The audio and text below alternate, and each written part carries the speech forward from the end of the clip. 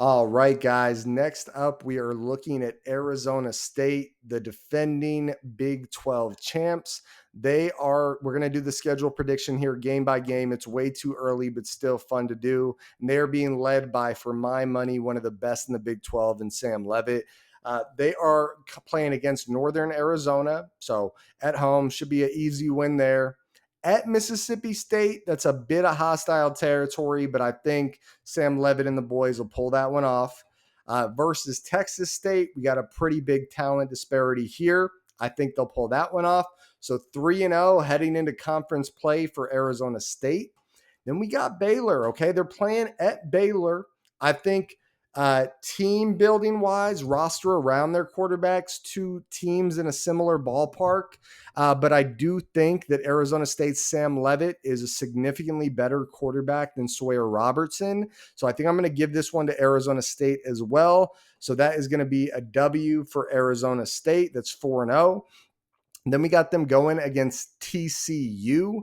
TCU, a good-looking team, a well-rounded team with a good quarterback leading the helm. Oh, sorry, didn't mean to click on that. And so this is a tough challenge. But it is at home. So I am going to give this one to Arizona State as well. Next up, we got them heading to take on my boys in the Utah Utes. You can see the Utah shirt. This is going to be a tough one. And I would say, for me, I think these are two of the best quarterbacks in the Big 12 in Sam Levitt and Devin Dampier.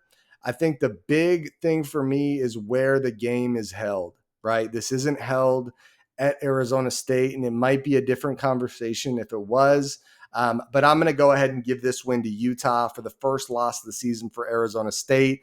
I believe that puts them at 5-1. Yeah, so 5-1 versus Texas Tech. Texas Tech is a good team, but I don't think quarterback-wise they can duel it out with Sam Levitt.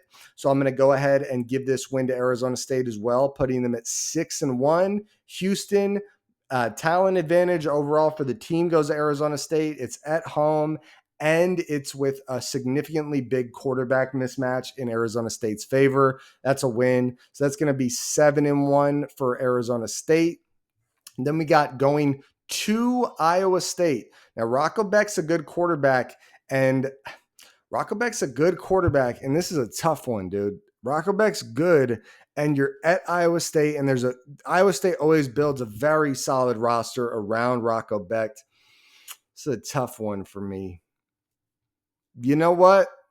If it was at home, I'd give it to Arizona State, but I'm going to go ahead and give this one to Iowa State. I don't think they'll be able to pull this one off at Iowa State. I think this will be late in the season. Both teams will have a lot of hype around them, but this time without Cam Scatteraboo, they're not getting it done. So 7-2 as we head into the final stretch here, competing for that conference championship. Going West Virginia coming into town. I don't think West Virginia is going to be able to compete roster-wise, somewhat similar level. They got a good defense they're building out there, but I don't think the quarterback situation there is going to be able to compete with the Arizona State quarterback situation.